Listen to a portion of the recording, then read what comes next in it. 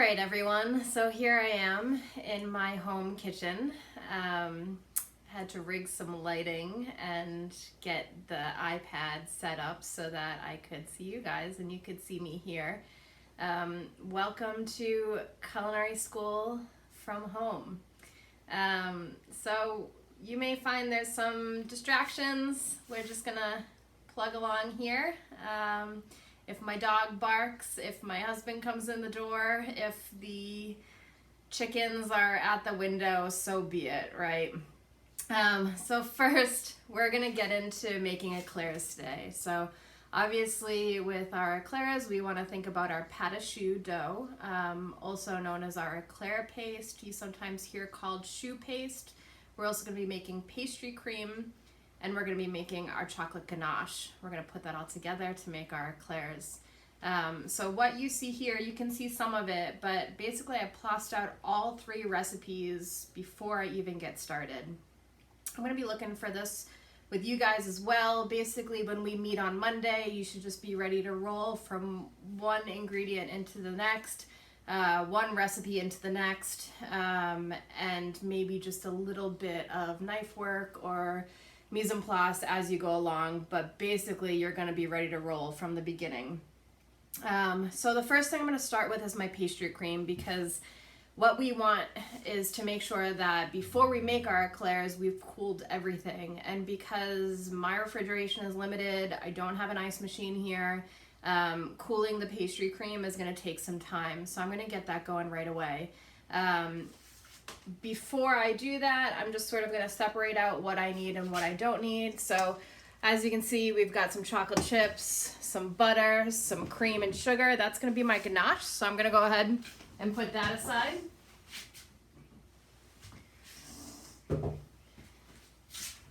And then my eggs and my milk and my water mixture, my butter, my bread flour and salt. That's going to be my pate choux or my eclair paste or my choux pastry. Same thing, 3 different names. I'm going to go ahead and put these ingredients aside as well.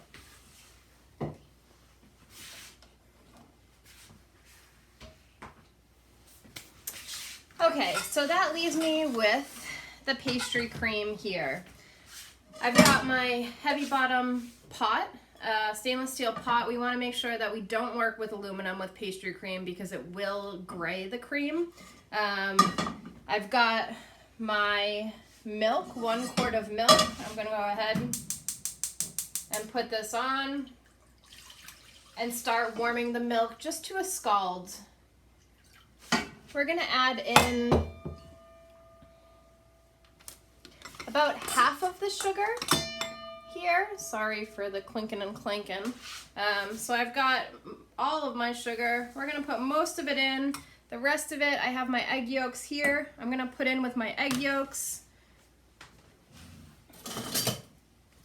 and with my cornstarch. So there goes the sugar. Here's my cornstarch. Okay, we're going to go ahead and whisk that right into the egg yolks. Make sure I get all of that in. And now, as soon as you incorporate your yolks, your sugar, and your cornstarch, you want to make sure you whisk that all together. If the sugar sort of sits on the yolks without being incorporated, or the cornstarch sits on it without being incorporated, you can find that it can actually dry the yolks a little bit. You'll get clumping. So basically, straight away, you just want to make sure you incorporate all of those things so you have a nice homogeneous mixture. Okay, a whisk helps. Meanwhile, I've got my vanilla bean. Okay, so I'm going to take my vanilla bean. I'm going to set my butter aside for later. I'm going to go ahead and put this sheet tray down and get rid of my dirty dishes.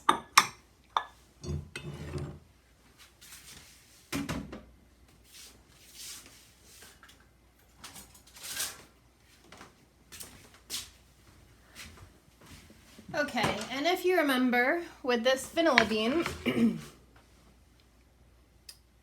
you're going to want to split this down the middle with your knife and scrape out all the seeds. So I've got a little cutting board here. I'm just going to cut my vanilla bean in half And I'm gonna use the edge of my knife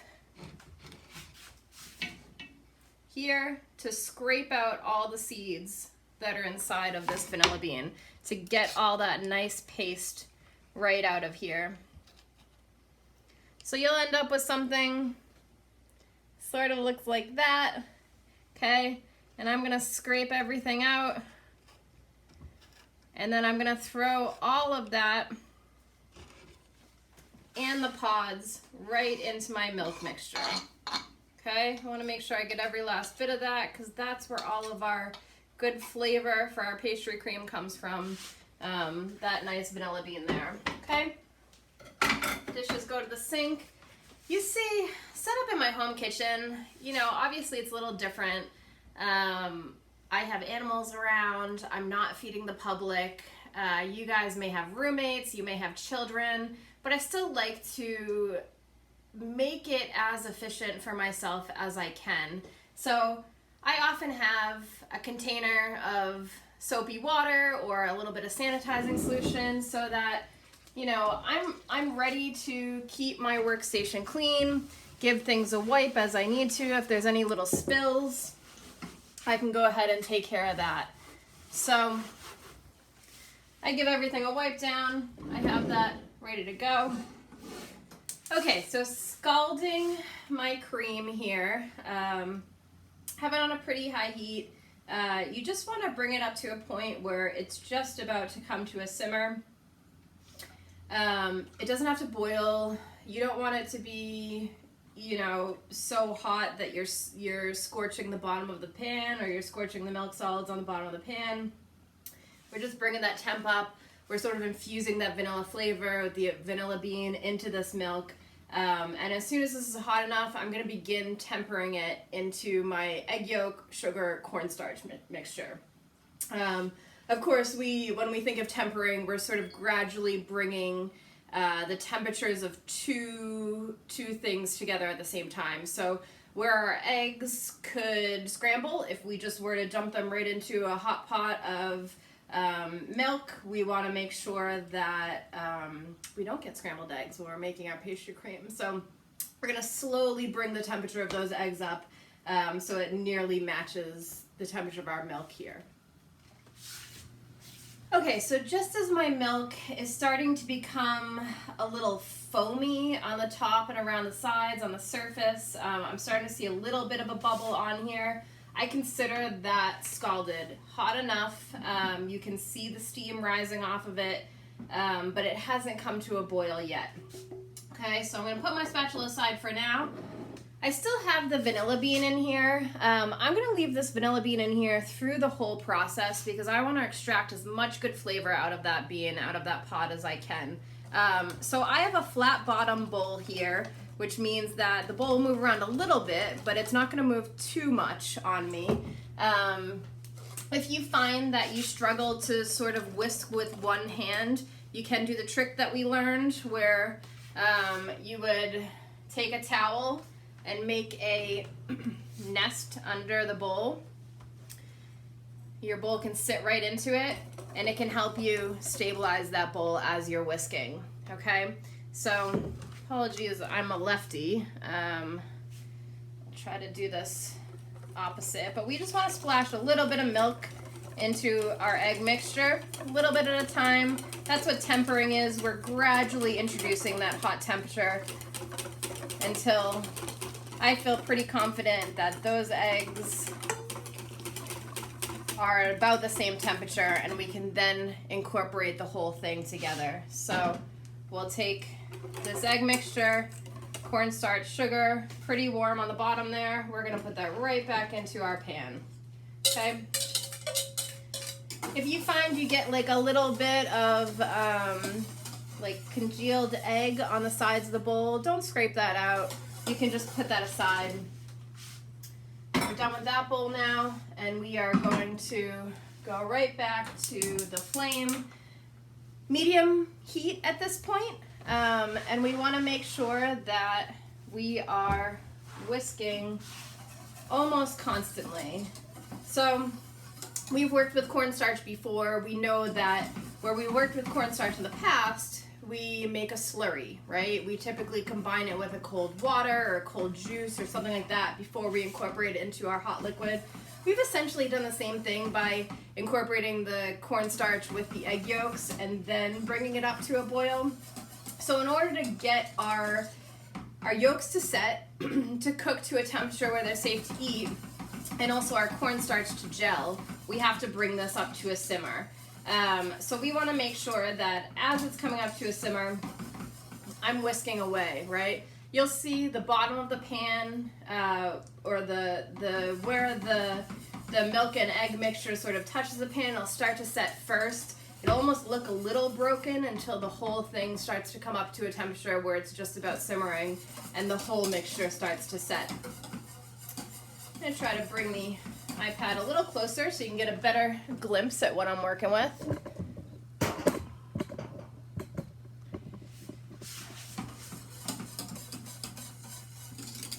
So very liquid now. We just need to have patience as we're working with this. You want to make sure that of the pans that I gave you in your equipment package, you want to make sure you use one that's big enough to hold all of this volume. So right now, this is starting to thicken up.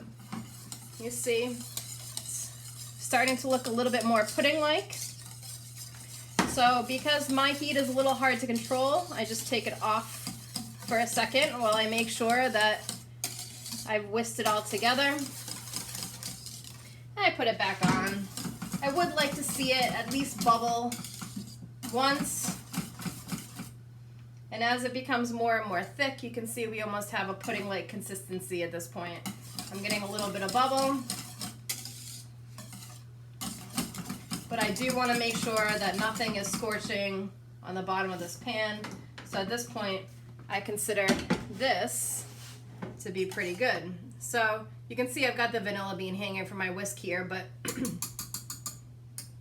I'm actually going to store my vanilla bean with the pastry cream because, again, I just want to get all of that good flavor out of it. But you can really see here that our consistency is much more like a vanilla pudding.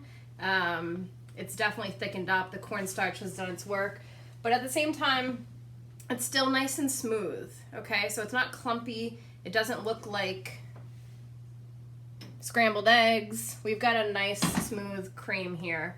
So it's looking great. Now the final touch, I would urge you guys to taste this pastry cream as it is now.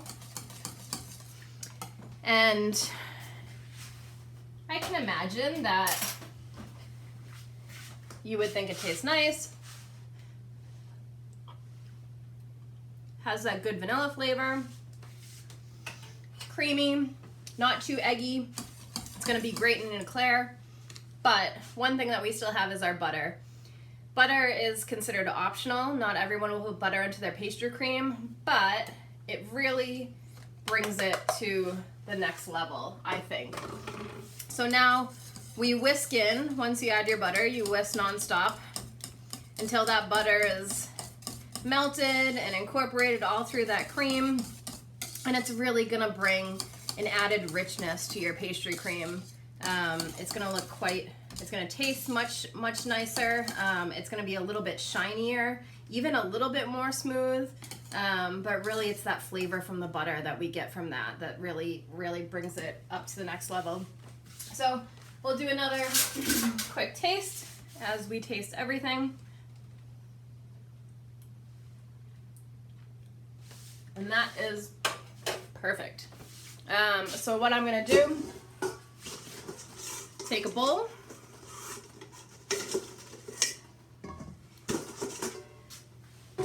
and any container that you guys have. We know that metal is not as insulative as plastic, so it'll cool down faster if it's a metal, but if you guys don't have metal bowls at home, that's fine. If you have a big Tupperware, great. Glass bowl, if you have nothing else but the pot that you made it in, that's okay too. But what we want to do, I'm gonna pour it into something else.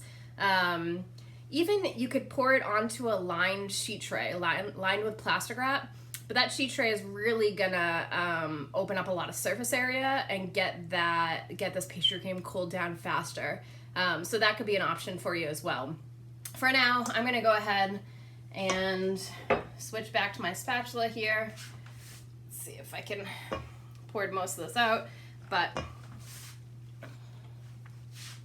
go ahead and scrape all this good cream out and into my bowl.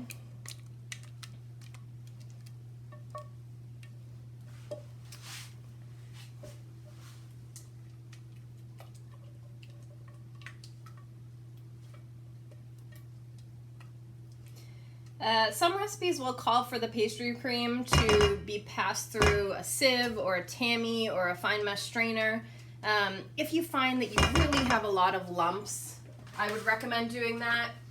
This is so thick that any of like the fine mesh strainers that we have in the kitchen, this wouldn't exactly pass very easily through that fine mesh strainer. But some of the bigger sieves would take the lumps out. Hopefully you're at the point where you have a successful pastry cream and you don't really have to worry about finding a way to get those lumps out, because if you do it right in the first place, you should have a nice smooth cream here that we'll be able to work with. So then, let's see, just like some of our other thick sauces that we made, while this is cooling, I'm gonna take plastic wrap and I'm gonna set it right on the surface of this cream, of this pastry cream, because I don't want it to get a skin formed on the top of it. So if you have refrigeration space, you could take this, you could put it in your fridge. Be careful you don't heat your fridge up too much and really make your fridge work too hard. You don't necessarily want to just sit it on the counter for more than a couple hours. But what I'm going to do is put mine in the fridge, get it cooled down as fast as I can, and then hopefully we'll be able to work with it in an hour or so. Okay, so now we're going to get into making the pate choux, or the choux paste. And we're going to start with our milk and water mixture. So 50/50 milk and water here. If I wanted a crispier pastry, I would do all water, but I sort of like, you'll see when we bake them off that they dry out a little bit, but they still have a bit of like a soft tenderness to them. So that's what we're going for with the half milk, half water. We could go all milk if we wanted to. They'll just brown faster. We could go all water if we wanted to. So that's a little trick there for you if you are running low on supplies and want to make a pastry like this. So what I'm going to do is take my milk, my water, take my butter, go ahead and melt all of that down. I like to use a spatula with the pate choux. Once that's melted, it shouldn't take too long because we're doing a half recipe here. So again, we're just going to get it hot and get everything incorporated.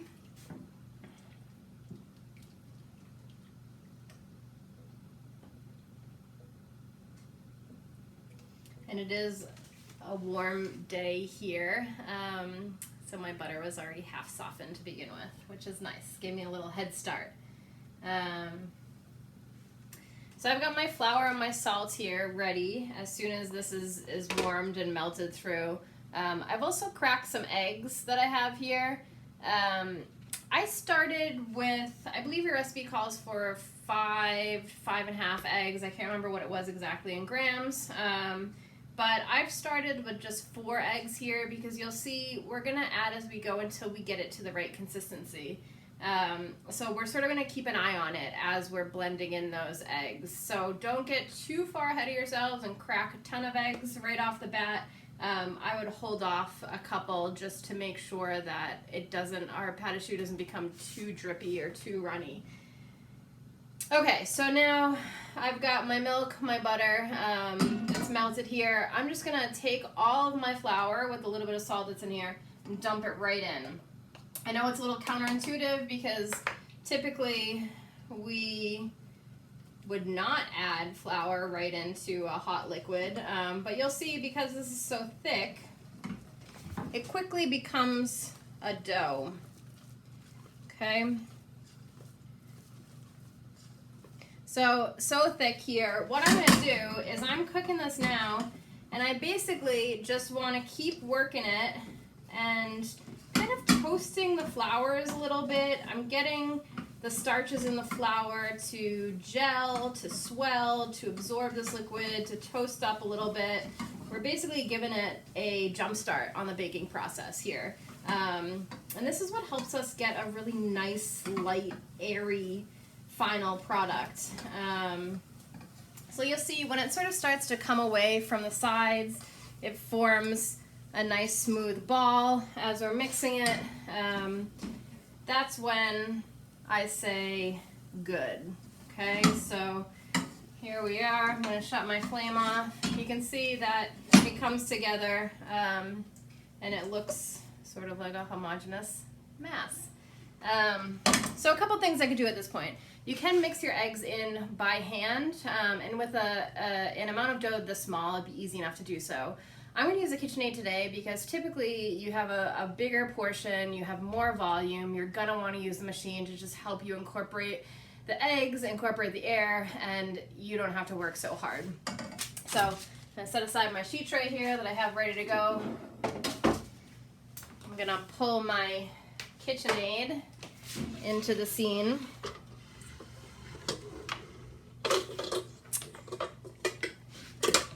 So I've got my KitchenAid with the paddle attachment. I'm going to go ahead and just put all of my dough right into my bowl, the bowl of my mixer. And I'm going to go ahead and hook that on, put my paddle on, and then pretty low speed. Straight away you'll see that there's a lot of steam coming off this dough. We want it to be warm. We don't need it to be as hot as it is right now, so I tend to just like let it run for a minute, 30 seconds even, just to take some of that initial heat off. Then what I do is drop my eggs in. My eggs have sort of become like one at this point, but I'm gonna go little by little, drop my eggs in, and it's hard to see. I want to see if I can give you a better glimpse here. So it becomes a little sloppy and wet.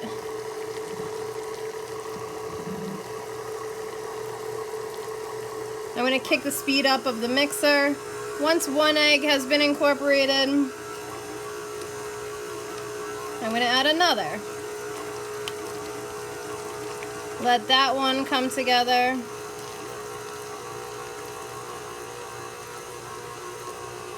And then add another.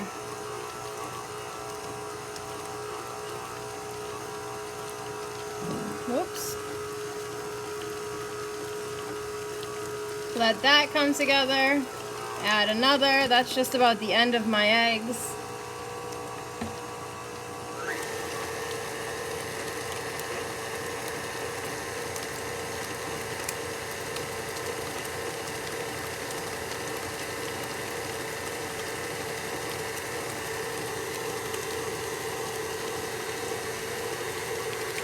So what I'm going to do now is stop it.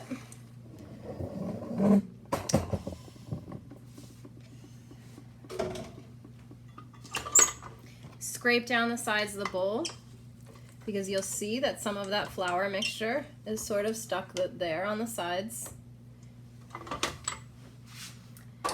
And get it going again.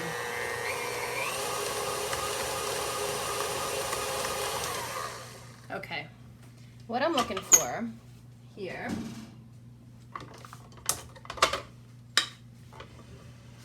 is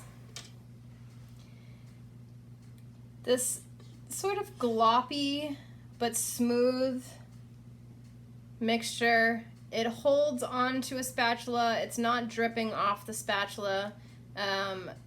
That's a nice consistency right there. Okay, so what we're gonna do is we're just gonna scrape all that good stuff off the paddle so we get all the dough. Okay.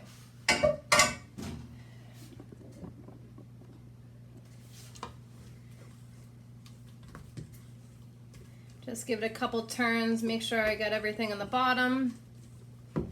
Okay, and then I have ready here my piping bag. I'm using a star tip.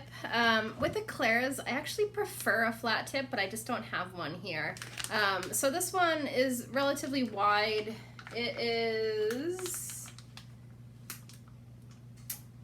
a number 10, I believe. But it doesn't really matter exactly what number. Basically, you're just looking for something. We're gonna do like probably 4-inch size eclairs. Pretty healthy little pastry there. And we want it to be wide as well as long. So if your tip is too small or too narrow, you're gonna end up with a skinny little stick. We wanna make sure that we have sort of a nice, healthy, you know, like a quarantine size portion of eclair, right? Okay, so I've got my pastry bag, I've got the tip all ready to go. Just have to mop some of the sweat off my brow. I'm like glistening here. Okay, so we're gonna take our pastry bag, we're gonna put it on our hand like so, and we're gonna use our hand to collect the dough off of the spatula, and that way this is a one-person operation. Okay, the white bit stays nice and clean, our hands stay nice and clean, we're not in contact with the food, our bag stays nice and clean. Okay, and I'm gonna get every last bit of pate choux out of here. So if you have to, you can just set your bag down for a second. Grab a good scoop of dough and give it a scrape. And that's gonna do it. Okay, now I have my parchment lined sheet tray here. Now some of you got sheet trays. Some of you got a silicone mat, which you could use. Basically, those silicone mats, sometimes you hear them called by their brand name, which is Silpat, but the silicone mats are just like a non-stick mat. So you could do that. You could do, you could cook pate choux dough on a silicone mat if you wanted to. I prefer parchment, which you guys didn't get any of this in your grocery boxes, so it's something that you might want to put on your grocery list. I like parchment because I can fold it. So if this is the size of my sheet tray, what I'm gonna do is I'm gonna fold it in half, I'm gonna fold it in quarters, and then I'm gonna fold it again, because what I've just done is made myself guiding lines. So when I'm piping, I know that if I want really long eclairs, I pipe here, and if I want shorter eclairs, I'm gonna pipe there, okay? So we're gonna go with the shorter ones. That's maybe, I don't know, 3.5, 4 inches. So I'm gonna do a bunch along here. You'll see me in a second, but in order to help me out, because if I get to piping the choux paste on the parchment, it's gonna wanna stick to the parchment's gonna move. So I'm just gonna do a couple little dots here, because that's gonna hold my parchment down, okay? It's also gonna be what you're gonna have to clean the hardest when you get to doing these dishes, but it's gonna help you in the long run. So stick that parchment down, stick it down in all the corners. Okay. I'm just gonna move it. I cut mine a little unevenly, so we're just gonna shift that up there. So now, when it comes to piping, with our pastry bags, our control hand is here and the pressure hand is here. So if you're doing a rosette, if you're doing anything really. You're putting pressure here and twisting as you go along, and then this hand is controlling. So right now we're looking to do basically lines. So I'm gonna put some nice even pressure all the way down, and then I want to sort of kick the tip back as I'm finishing up. So I'm gonna stay between these two lines, and I'm gonna give them plenty of room to grow. Go back, 3 per row. Okay, so if you can see really close up, I sort of have this swoop on the tail end of the eclairs. I'm gonna come back and fix that once I've piped them all. But basically that little motion of doubling back on where you came from, that's gonna help you get a nice shape to your eclairs, okay? So now I'm gonna go in between where the other ones are.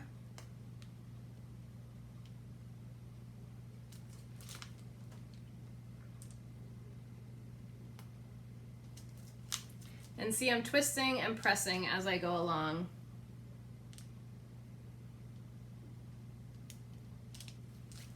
Twist, more pressure, just guiding with my right hand.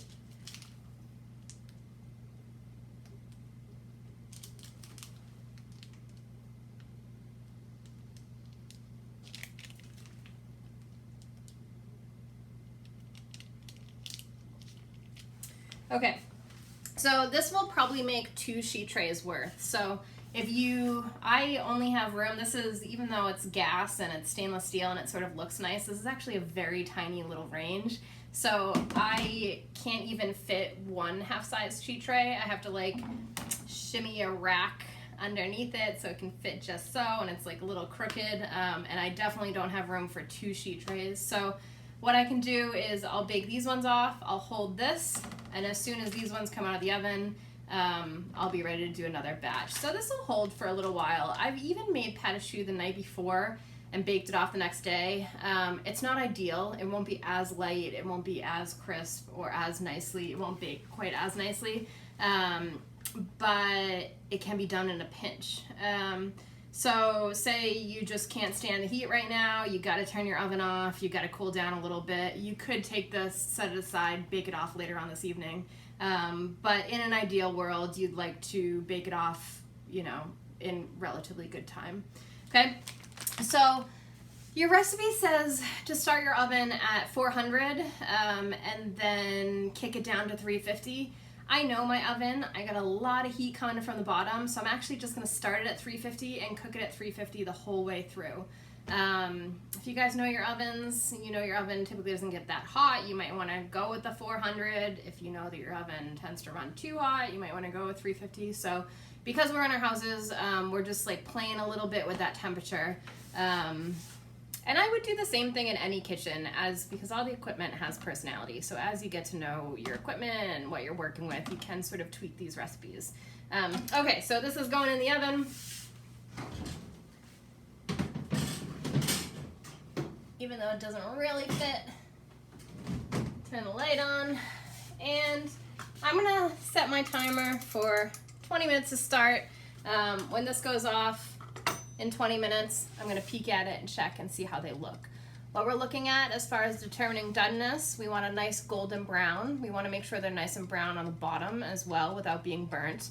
And really, with pate choux, I try to take it to a deep golden brown almost as far as I can take it before my brain says that's burnt. The reason being because if you undercook pate choux, you'll find these are really gonna puff up, and if you undercook it and you pull it too early, they'll collapse and you'll have these sort of like sunken, collapse looking little pastries. Still gonna taste good, they might be a little bit more eggy on the inside, they're probably still gonna taste done really, it's not gonna be bad. I just like to have a choux pastry that will hold its shape a little bit more. Okay, so we'll come back and check on them in 20 minutes. Okay, so with my extra pate choux here, I'm just gonna do like cream puff style shaping. So instead of doing all eclairs, I'm going to do a couple puffs. This is the shape that you would do if we were going to do the croquembouche. And you were to fill these with pastry cream and then stick them all together with caramel and make a tower out of them. So basically we're just going to do little puffs, little, you know, like a little rosette, but basically you'll start, put some pressure, not too big because they puff up a lot, okay? And you don't really want to swirl. You just want to keep them consistently sized. And then before we put them in the oven, what we're gonna do, because these ones have even a more pronounced tip than when we pipe the eclairs, with a wet finger, I'm just gonna go ahead and push that little point down so that that doesn't get burnt or cook unevenly, and we have a nice rounded shape to these little puffs. Again, I happen to be using a star tip. You could do this with either a star tip or a flat tip. I do like the ridges that you're getting on these puffs and also on the eclairs. You'll see how it bakes off. You like don't quite see those ridges quite as much. Typically I would use a flat tip, but this is just as nice, I'd say. So we'll keep doing some little puffs here. 3 more and call it good. So this batch of dough made close to 1 sheet tray of eclairs, 1 sheet tray of puffs. And again, before I put these in, we'll just round off the top of them so they present nicely, look consistent, and bake consistently. Okay, so these will cook very differently than the eclairs because they're much smaller volumes of dough, so you do want to make sure that you don't just put them in together, set it and forget it. These I'd probably check after 15 minutes. I think both would take longer. But again, just make sure the bottoms will brown faster, they're smaller, they'll dry out faster. So you do want to check them in relatively good time. Okay. Okay, last but not least, we have our chocolate ganache. Chocolate ganache in simple terms is like a chocolate sauce, but it can be more versatile than that. So we're actually going to use it to glaze our eclairs today. You could take the ganache when it's finished and you could put it in your KitchenAid with a whisk on it and whip it until it becomes almost frosting-like, a whipped ganache we call it. So what we're doing is we've got chocolate that we're melting down, and then we're adding milk, a little bit of sugar, which you don't always need depending on the type of chocolate that you're using. I tend to prefer a more bitter dark chocolate, so I'd actually be one who might omit the sugar, and then some butter, which is going to give us a richness, a nice fattiness, also a nice shine to it. Your recipe called for glucose syrup or corn syrup. Basically what that does is just make for a real shiny, nicely presented ganache. It also helps a little bit with the texture, giving it like kind of a silkiness to it. But because I don't like corn syrup, I actually don't think that what it does is worth having it in the ganache. So what I'm going to do is just start with, I'm doing a double boiler. If you don't have, so I've got a nice metal bowl here that I'm using. If you don't have a bowl like this or a glass bowl that you can put on top of your water bath, you can actually do all of this in the microwave. So if you do have a microwave, you have a plastic bowl that you could use, that's another way of getting the same results. So what I'm going to do is I'm just going to start, my water's coming to a simmer, and I'm just going to start by melting down my chocolate. As your recipe says, be careful you don't get any water into this as you're melting it, because chocolate does 2 things. One, it can burn very easily. That's why we're using a double boiler instead of just putting it directly on the heat. Not only can it burn very easily, but it can seize, it's called. So if water is introduced into this, all of a sudden this process of melting it, getting it silky smooth, your chocolate's going to seize, it's going to clump up, and it's going to be a little bit harder to work with. So you want to make sure that if there's any steam that's coming around the side of the bowl, that you're not introducing any of that into your chocolate as you're melting it. So if you were to do this in the microwave, you could do a couple things. You could start melting your chocolate just like I'm doing here. I would say maybe 20-second intervals, 30-second intervals, so that you make sure you don't burn your chocolate. You could also take all of your ingredients, put it in a bowl with your chocolate, and again, start melting and warming up in 30-second intervals, so that, you know, every so often as you're setting the time again, you can come in and just give everything a mix up and make sure that, you know, it's coming together as it should be. So my chocolate's starting to melt, still a little chunky, but it won't take long. And then what I'm gonna do is add my cream and my sugar. And I'm gonna go ahead and just throw it all in. All that sugar out of the bottom there.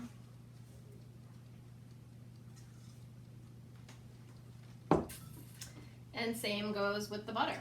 So all that goes right in. And then I just start mixing. And you could do this with a whisk or with a spatula.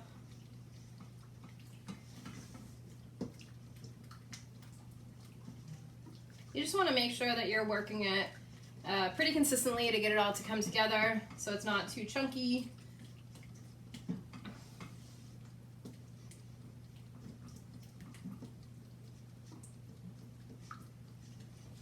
And I'm just going to turn my heat back on to melt it all down.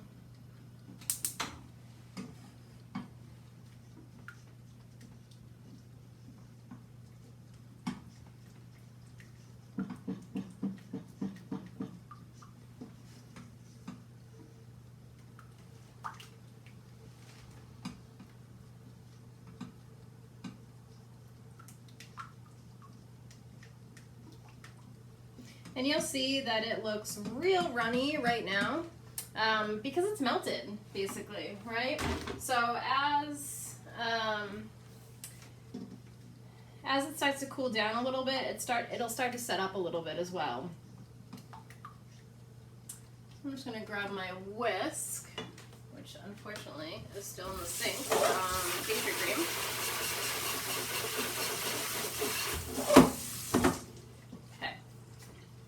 I'm going to take this and just, now that everything is sort of off the bottom of the bowl, just work that together. I had some of the butter that was still clumping a little bit. Make sure all that chocolate is melted. If you're not adding hot cream and hot milk, which you can have hot cream and hot milk, but for me it's just an added step that you don't have to do. You just want to make sure that you heat it up again so that you've got everything melted and looking nice. So basically here, nice and smooth, pretty liquid.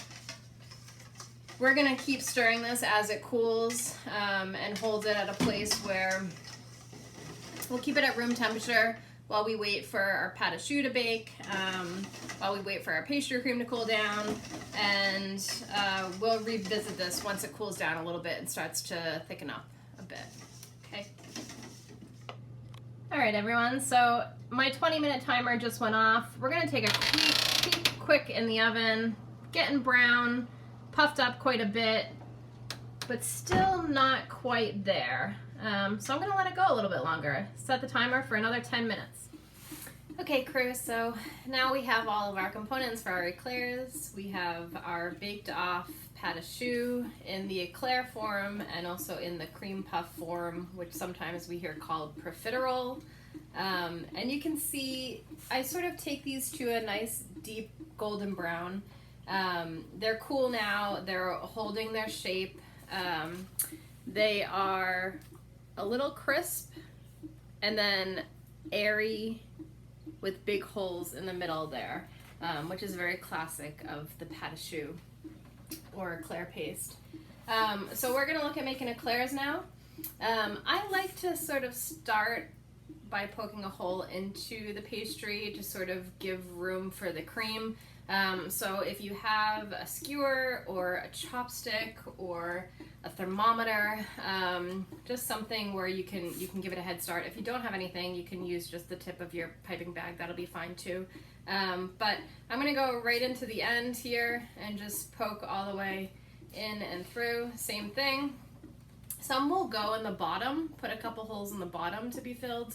I prefer the sides. I think that it just gives it a little bit of a nicer presentation. So we'll just give it a head start here. We'll do a few together. Open that one up and one more. And you'll see, because we piped in this sort of spacing where we folded our parchment paper, these are all pretty uniform. They all look like roughly the same size. If I were to give these to customers, one guest wouldn't be offended because theirs is 10 times smaller than the other. So that's good. We're always striving for consistency. The pastry cream, once I put it into a bag, I store it upside down because it can be a little drippy. So you just want to be aware of that and sort of what you're doing and how you're working with it. So we'll pick up our eclair, and while sort of putting pressure, we'll get that tip up there.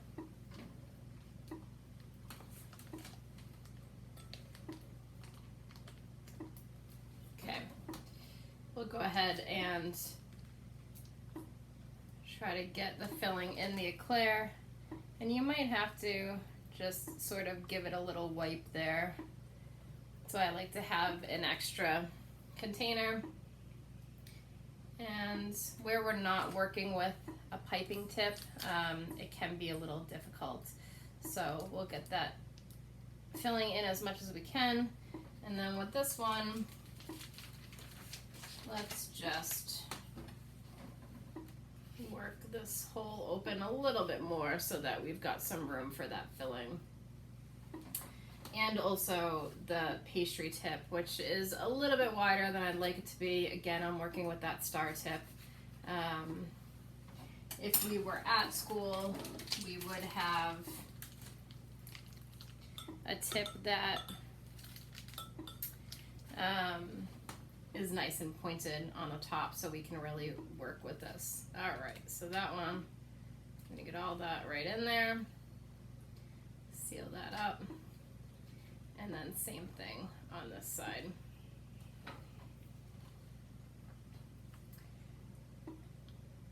And you can sort of feel them plump up a little as you're putting the cream in there. Wipe that off. There we go. We can come back and clean up a little bit as we need to. So here we now have our eclairs filled with cream. We'll just take a little bit of that excess off.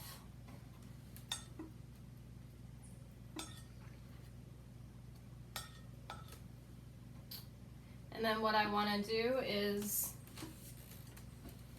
coat them in my ganache. So got my pastry cream in a piping bag. I put my ganache in a squeeze bottle. It just makes it a little bit easier to work with. It's a little bit neater.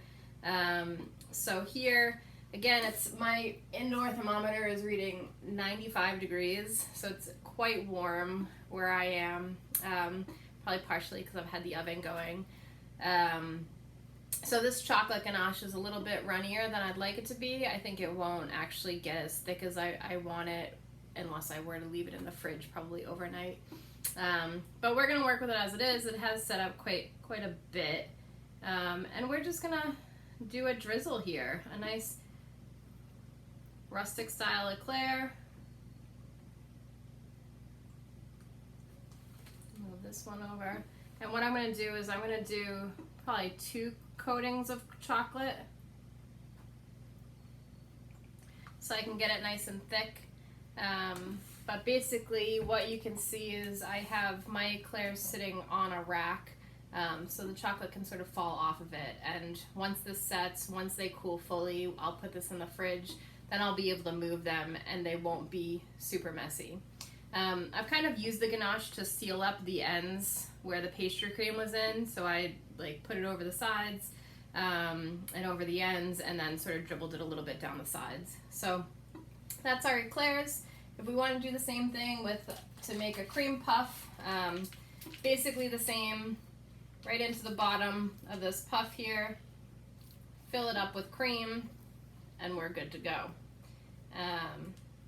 And obviously, if I were serving this in a restaurant or serving to the public, one big difference between doing this at home and doing this in a restaurant is that I am working with ready-to-eat food here. So if I had gloves, I would be wearing them, right? Okay, so that's it. I look forward to seeing you guys do the same. Enjoy your eclairs.